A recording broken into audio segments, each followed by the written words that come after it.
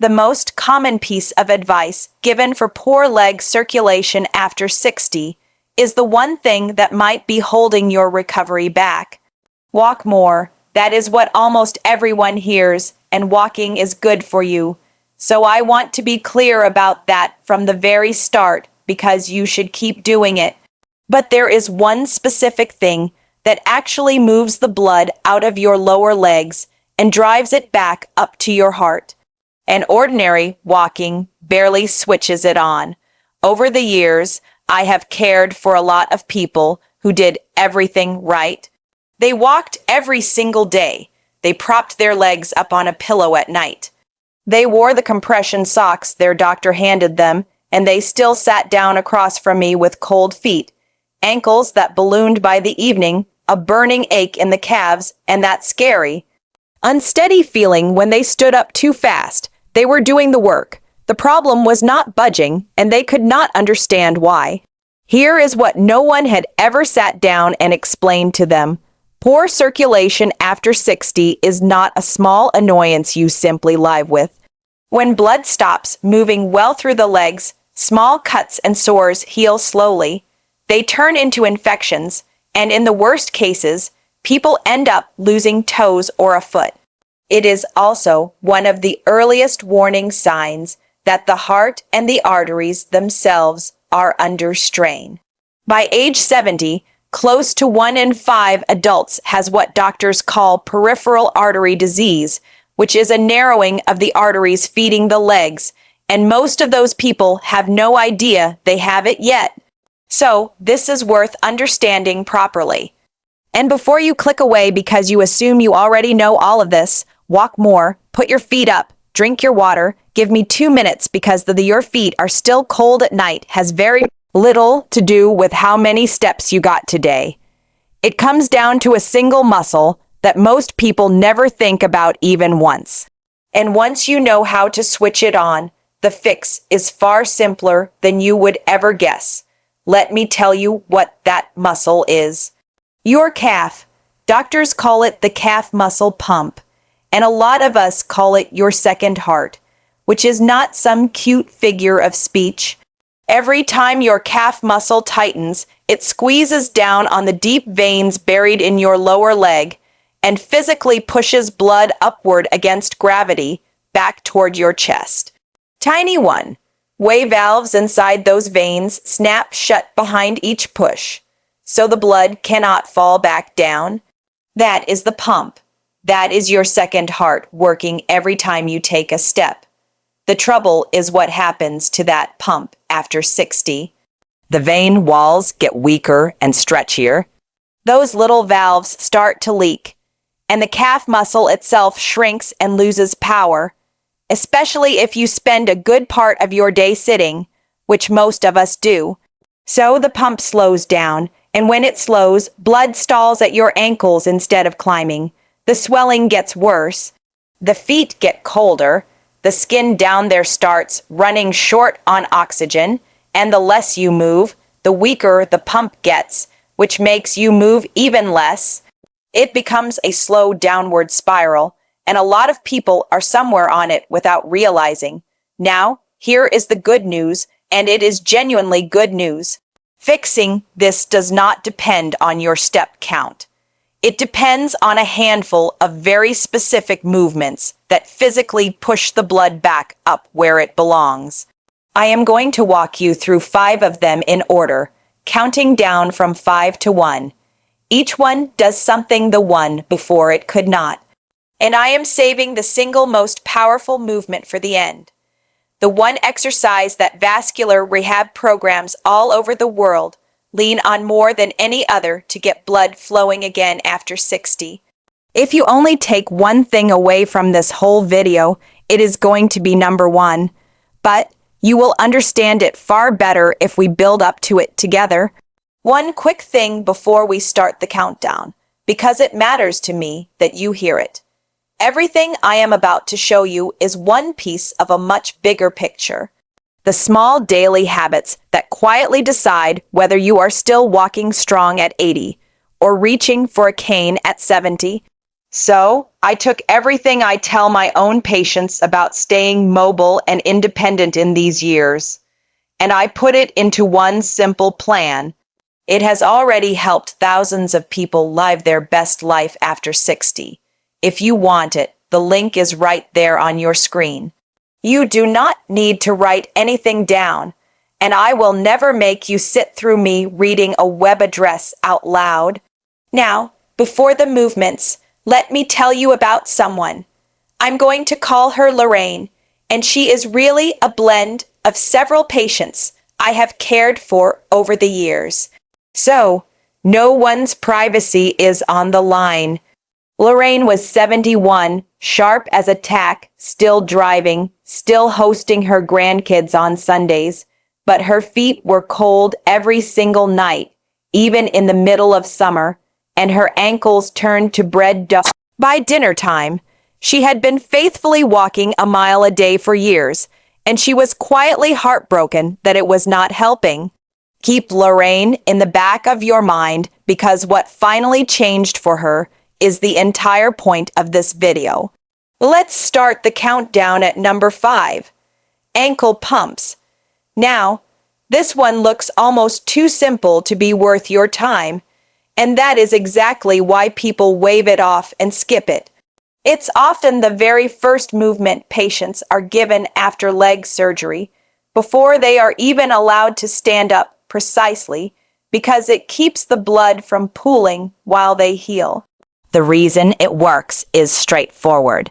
When you flex your foot up and then point it down, your calf contracts and relaxes, and that motion squeezes the veins and moves the blood that has been sitting stagnant around your ankles.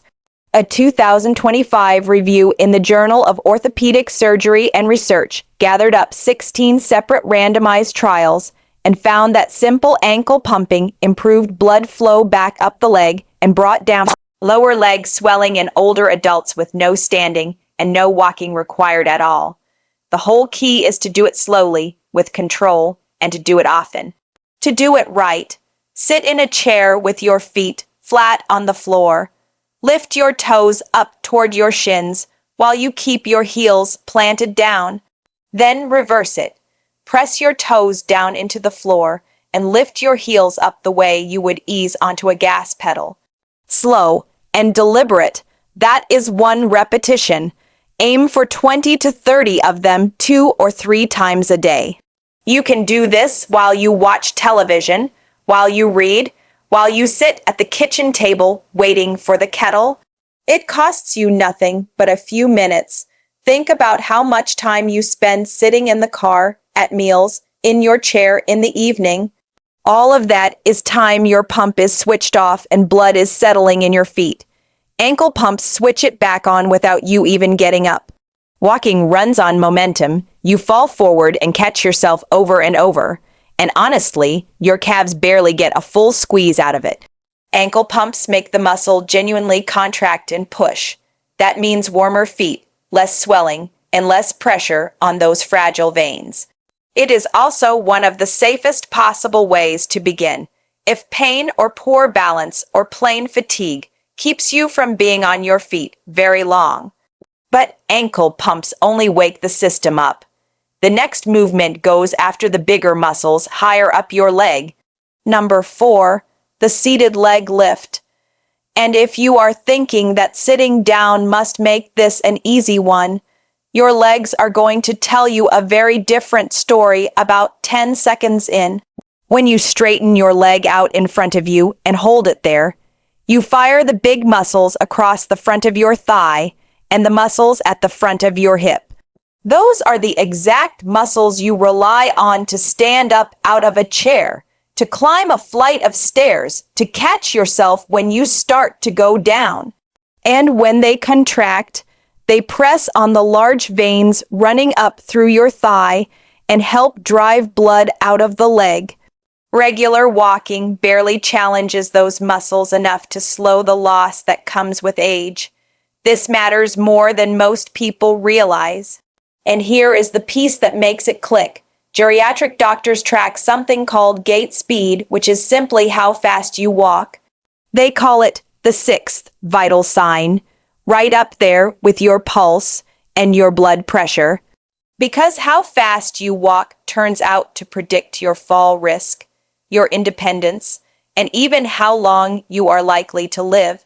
When walking slows down, it is often one of the very first signals that the body is quietly losing ground. Strengthening the muscles that carry you is exactly how you defend that ground. So, here is how you do it. Sit up tall in a sturdy chair with your back pressed against the seat and both feet flat on the floor. Slowly lift one leg straight out in front of you, keeping the knee as straight as is comfortable for you. Hold it there for 2 seconds, then lower it back down slowly without letting the foot just flop to the floor. That is 1 repetition. Do 10 to 15 on one leg, then switch to the other side. The detail nearly everyone misses is the back. Keep it firmly against the chair, so you cannot cheat by rocking and using momentum. That is what forces the right muscles to actually do the work. And that is where the circulation benefit comes from. As this starts to feel easy, add a little resistance, a light ankle weight, or a resistance band looped around your foot. Even 1 or 2 lb makes a real difference. Muscle responds to gentle, steady load at any age, and older adults very often improve faster than they expect simply because they are starting from further back. This movement builds the strength that keeps you walking, and it moves blood through the upper leg in a way that ankle pumps alone can never reach. But even strong thighs will not protect you if your balance system is not firing the way it should. And that is exactly where we go next. Number 3, the supported calf raise. This is the movement that trains your circulation and your balance at the very same time. And balance is the thing that quietly decides whether a person keeps their independence or slowly loses it. The National Institute on Aging is very clear on this point. Keeping your lower body muscles strong is one of the best things you can do to hold on to your mobility as you get older. To keep rising out of chairs, off the couch, up the stairs without needing a hand, and your calves sit right at the center of that. Every time they contract, they squeeze those deep veins and force blood upward against gravity. Weak calves mean blood pools, swelling climbs, and your balance reactions get a little slower. So, an ordinary stumble is far more likely to turn into an actual fall. Let me pause for just 1 second here because I owe you a small favor ask, and this is a natural spot for it. If any of this has been useful to you so far, please subscribe, tap the like button, and leave me a comment telling me which of these 5 movements you are going to start with today. I read every single comment that comes in, and it honestly shapes what I make next for you. That is it. Now, back to your calves. To do a supported calf raise, stand behind a sturdy chair or at a kitchen counter and rest your hands on it lightly for balance. Feet about hip, width apart. Rise up slowly onto the balls of your feet, lifting your heels as high as is comfortable. At the top, pause for 2 or 3 seconds and keep your eyes looking straight ahead rather than down at your feet. Then lower yourself slowly, taking a full 3 seconds to come back down. That slow tempo and that little pause at the top are where the real work happens. It makes your calf muscles and your balance system fire together, which is the precise thing your body has to do when you catch yourself mid-stumble. Start with 10 of them. Build toward 20 or 25 as you get stronger. Over just a few weeks, this one movement improves your ankle stability, your circulation, and how fast you react all at once. And it does all of that without pounding on your knees or your hips. For a lot of the people I've cared for, this is the one that first made them feel genuinely steady on their feet again. But standing on 2 feet is the gentle version. The next movement takes one of them away. Number 2, the single leg stance hold. Now, before you wave this one off as just balance and nothing to do with your blood. Let me give you the number that made me take it completely seriously. Back in 2022, researchers publishing in the British Journal of Sports Medicine followed more than 1,700 adults for several years. They found that the people who could not stand on one leg for just 10 seconds had an 84% higher risk of dying over the years that followed compared with the people who could hold it. 84%. And here is the part that stops me every time. Among adults in their early 70s, fewer than half of them could pass that simple test. A 10-second balance check told those researchers more about the road ahead than almost anything else they measured. You can actually try this one right now, carefully, with a counter or solid chair right next to you. Stand up tall, put one hand near something you can grab, lift 1 foot an inch or two off the floor, and see whether you can hold it steady for 10 seconds without grabbing on. That is the test, and it also happens to be the exercise. The reason it does so much for your blood flow comes down to time. The instant you stand on one leg, your calf, your ankle, your hip, and your core all have to contract and keep contracting to hold you upright. That sustained squeeze keeps the pump running the entire time, pushing blood up instead of letting it settle back down into your foot. Ordinary walking never asks for that. You are on 1 foot for a split second, and then you are off it again. Standing on one leg forces the pump to stay switched on, and this is the spot where circulation and fall prevention completely overlap. When balance fades, people move less. When movement drops, blood flow slows, swelling rises, the feet ache more, confidence drains away, and that is the very spiral we talked about at the start. To train it, stand next to a counter or a wall with one hand resting lightly on it for safety.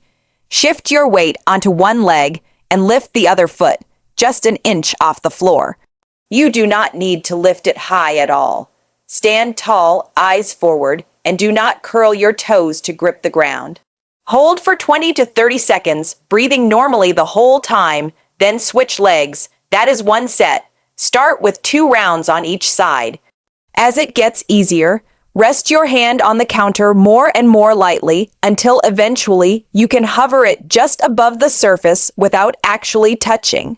The longer, steadier squeeze keeps blood moving and retrains your nerves to react faster when you trip. But balance on its own keeps you upright without fully restoring the flow. For that, you need the single strongest version of the calf pump there is, and that is number 1. Number 1, the standing calf pump hold. This is the movement I promised you all the way back at the start. And once you understand what it is doing inside your leg, you will see exactly why vascular rehab programs across the entire world use it almost the way they would use a prescription. It looks a lot like the calf raise from number 3, with one small difference that changes everything. The hold, you rise up onto the balls of your feet, and then you stay right there. Your calves work like pressure pumps, and holding at the top keeps that pump fully squeezed long enough to actually clear out the blood that has been stalling around your ankles and drive it up toward your heart. Ankle pumps wake the system up. The single leg hold trains your control. This movement moves the most blood of all, and it keeps it moving. And the evidence behind it is real, not hand waving. In a randomized trial published in the Journal of Vascular Surgery, people with genuinely poor leg circulation who did a simple program built around calf raise exercise were able to walk significantly farther before the pain set in.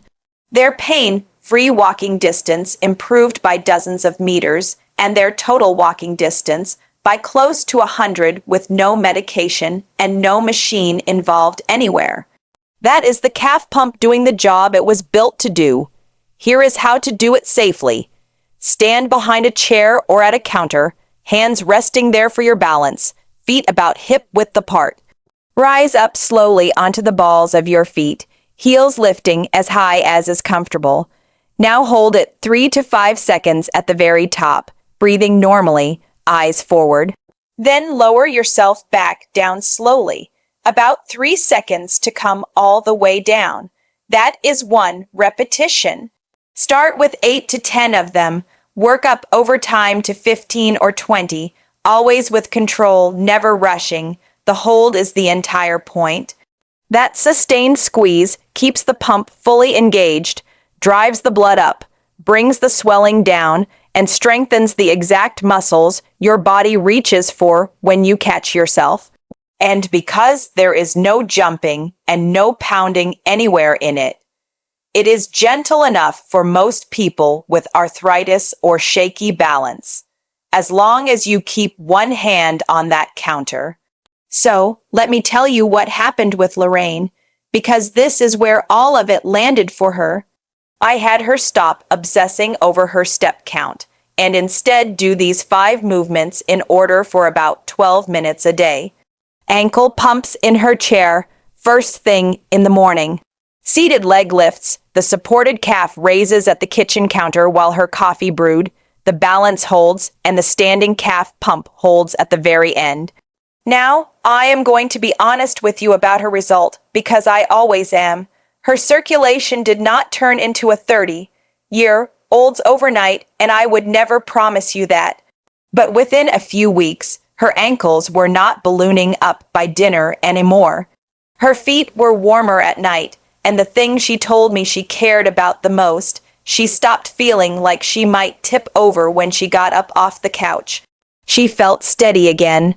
For a woman who had been quietly terrified of falling, that was everything. Before I send you off, I owe you one honest caution, because I would much rather you be safe than sorry. If you ever get sudden, severe pain in one leg, or a leg turns pale and cold and numb out of nowhere, or you have a sore on your foot or ankle that simply will not heal, please do not sit at home doing exercises. That is the kind of thing you get looked at quickly, because it can mean an artery is seriously blocked, and that is an emergency. Everything I have shown you today is meant for the slow, chronic, everyday poor circulation, not for a sudden crisis like that. So, there they are, 5 movements that wake up your second heart and get the blood moving back up out of your legs. Let me give you a fast recap. Number 5, ankle pumps to wake the pump up. Number 4, seated leg lifts to move blood up through the thighs. Number 3, supported calf raises for circulation and balance together. Number 2, the single leg hold for that long, steady squeeze and the balance that keeps you upright. And number 1, the standing calf pump hold, the most powerful of them all, the one I would pick without hesitation if you made me choose only one. Keep walking, by the way. Walking is wonderful, and I never want you to stop doing it. But walking alone leaves a real gap, and these 5 movements are what fill it. They take less than 15 minutes a day. They cost you nothing at all, and you can do every one of them at home in front of the television. Your circulation is one of the very few things about getting older where you actually get a real vote. This is how you cast it. If this helped you today, go ahead and subscribe so the next one finds its way to you. Give this video a like and tell me down in the comments which movement you are starting with first. Take good care of those legs of yours. They have carried you this far, and with just a few honest minutes a day, they will carry you a good while longer. This video is only for information purpose only. Stay safe and stay alert. Thank you.